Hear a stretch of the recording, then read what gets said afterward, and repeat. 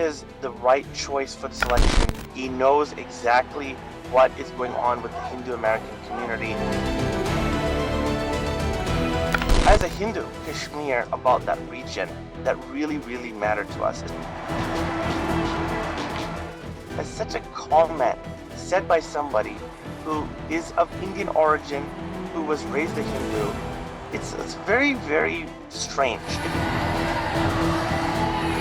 I look at President Trump. He's never started any new wars or conflicts. She's been endorsed by a plethora of warmongers. Of her, bizarre remarks about Modi ji, hearing her lecture him about human rights, democracy, it's very unsettling.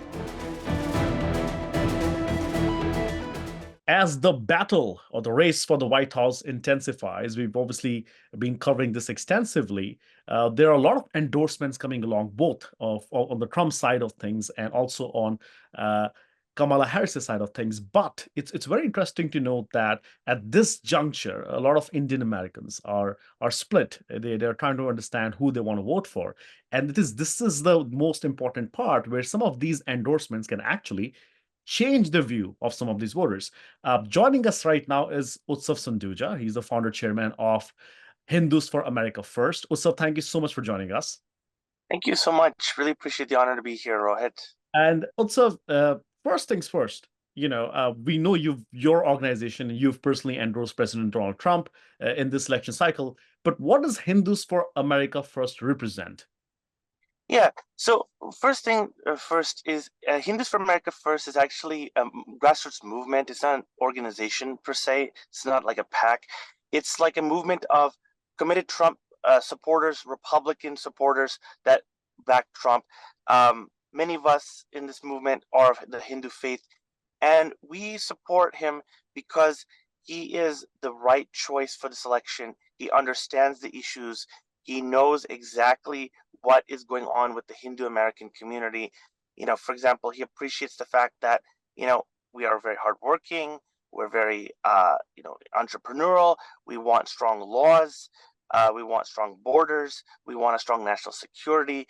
We're very concerned about just the chaos and ruination that's going on globally, and that we're looking for stability in the planet. We're looking for calm and peace at home, and we're looking for economic prosperity. And many of us are in IT, white sector economies. A lot of us are white collar, and in PMCs, we're PMCs. And frankly speaking, we're just looking for a great, steady hand that isn't going to, start new conflicts, rattle up markets, essentially disenfranchise, a lot of us who are Asian American from attending great universities and colleges. It's very interesting. You said he understands what Hindus stand for. We've obviously seen the rise of Hindu phobia in the U.S. Why do you think he understands it and Kamala Harris does not? I mean, she's got endorsement from South Asian for Harris, Women for Harris. We've seen her engaging with a lot of voters of different, cultures, ethnicity. So what does Kamala Harris does not get that Trump gets?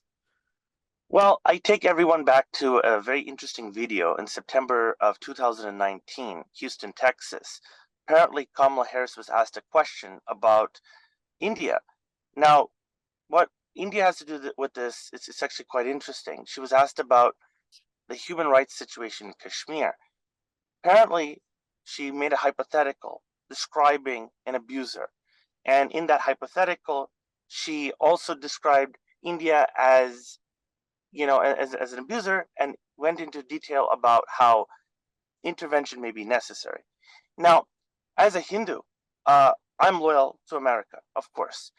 But when we're talking about Kashmir, a lot of our gods have, histories, in that land. There's a lot of folklore. There's a lot of things about that region that really, really matter to us, especially, Shaivites.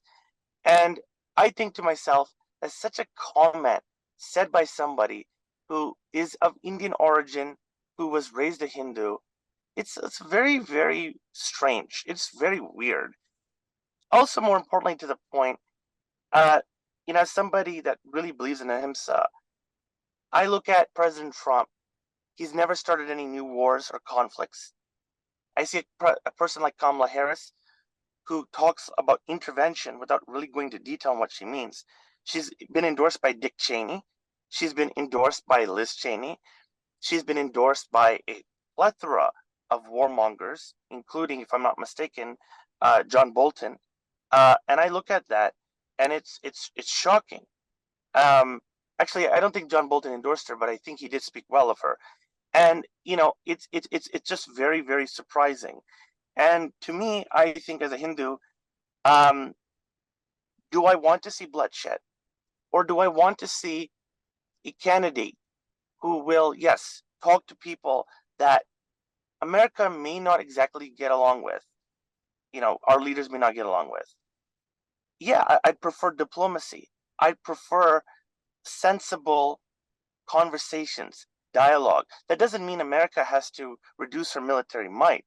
That just means simply that we don't have to always start off from a very hostile or provocative kind of perspective on, you know, global powers that we clearly have differing geopolitical interests with. So is that why you think she's going to destabilize between relations between India and the US? Well, yeah, so that's actually one good question. That's actually one good point. I mean, so she has talked about this, and she has, went into detail about this, and it's quite concerning. Um, some of her, bizarre remarks about Modi ji, and a prime minister who, apparently 70% of Indian Americans have an approval rating, high approval ratings of, this was a poll I think done in 23. Um, Hearing her lecture him about human rights, democracy, it's very unsettling. It makes me wonder about that. I also look at the fact that what happened in Bangladesh is quite interesting. Sheikh Hasina has been practically decapitated, her government at least, and it's left a whole mess in that region. And it was under Biden Harris where you had a situation where there was sanctions placed by the Treasury Department. There was, all this nonstop condemnation by the State Department against a government that, yes, was flawed. I agree, was probably not having the requisite democratic credentials that Western democracies would prefer, certainly. But I think to myself, a lot of terror groups were kept under bay. There was a lot of protection for minorities, and when thinking about this issue, we see that there was a slow grind against that government, and the downfall of it has brought about a lot of chaos and violence. And who has taken the brunt of that? Hindus. Now, you'd think the Vice President of the United States would say something about those Hindus. She's the one in power. She's the one running for office, seeking, something better. And what happened? He hasn't said a word about those Hindus. I Not mean, one thing. are you, and sorry to interrupt you. I mean, we've obviously seen her comments with what's going on in Gaza, and she's been very sympathetic to what's going on there, and rightly so in some circumstances. So you're saying if she were to say those things, the exact same things about what's happening to Hindus in Bangladesh, you think that would, allow you to change your mind at least, or give it a thought? No, because, well, simply put, she should say it because it's the right thing to do. It's just the right thing to do. That minorities that are facing persecution and human rights atrocities anywhere, they should absolutely deserve our support, and we should have compassion for them. And that is not the driving force on why I support, one candidate over the other. Simply put, with Kamala Harris, I see in her a candidate that has been very irresponsible with the border. We've got this illegal immigration problem of people who are not thoroughly vetted. President Trump kept us safe. He didn't have, 99 99 individuals on a terror watch list released into the homeland. Okay, that didn't happen under President Trump. That happened under Kamala Harris's watch with Joe Biden. Um, I think of also, for example, how there's a Supreme Court case where there were, there are Asian American students who basically were clamoring for their rights to be admitted in top tier universities and colleges, but because they were of the wrong race and not of the preferred race that universities and colleges were seeking, they'd have to get higher test scores. So, And I mean, this, no, I get that part too. I mean, yeah, I understand. So you're referring to this Court case about, uh, the diversity and and the where people have said that Asian students were excluded getting yes, admitted to the Ivy universities because they were Asians, and other ethnicities and minorities were probably included at the behest of excluding the Asians. I get that part. But I'm trying to understand, like, so first, yes, she hasn't talked about Bangladeshi Hindus as you would want her to, and your organization is Hindus for America First. Um, Trying to understand, I mean, we've got these battleground states, and we've obviously seen that you're trying to campaign in those battleground states, trying to talk to Hindus or Hindu voters in those states. Do you think you can influence their votes? I mean, most Indian Americans, I should say, by the polls we've seen, support Democrats. You think this is a big point where the horizon Hinduphobia, the minority rights in different countries, especially like Bangladesh, as you mentioned, would probably galvanize voters to vote against Kamala Harris? I think it's absolutely one of the leading ballot issues, at least for, I would say, people who are very religiously conscious, very spiritual. Um, you know, I the economy is always going to be top ballot issues for all voters across Right, the board. right, And when talking to Indian Americans, there are real concerns about price controls. You know, the Indians I speak to, they tell me back home, uh, they saw what price controls were like under Nehru Gandhi. They saw how there were food shortages. They experienced crippling levels of inflation from price controls, and they know that these kind of economic policies, they're very good marketable policies, but in practice they don't actually lead to the kind of assistance that are needed for food supplies and basic sustenance. And so, the electorate is actually much more educated than people make them out to be. And when we look at polling, Indian voters have actually been more Republican in the last two electoral cycles, presidential cycles.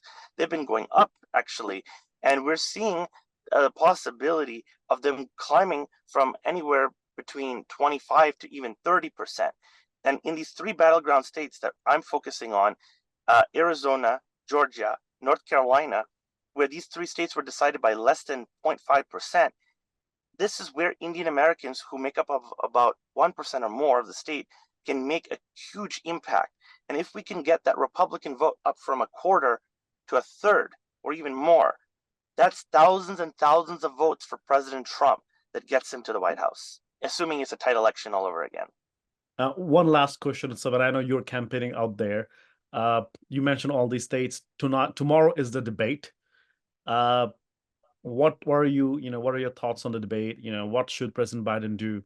Oh, sorry, President Trump do to get or get the more Hindu Americans on his side, or what should Kamala Harris do to get more Hindu Americans on her side? Well, for President Trump, for him to get this vote, he should keep hammering the economy. He should talk about how his 27 tax cuts helped a lot of middle class families, including many of whom are Indian American, and many of them have done very well. He should emphasize that, which he will. He should emphasize how that he actually did extreme vetting. He protected the homeland. He kept the American people safe. And that includes, again, a lot of Indian Americans and Asian Americans who are victims of crime, especially in these urban centers where they have to deal with some of the consequences of illegal migration and people who are not thoroughly vetted, people who have been kind of able to slip through the system. President Trump, I think, would absolutely earn the Hindu vote if he mentioned a few words on Bangladesh, simply acknowledging the pogroms that are going on with the Hindu community.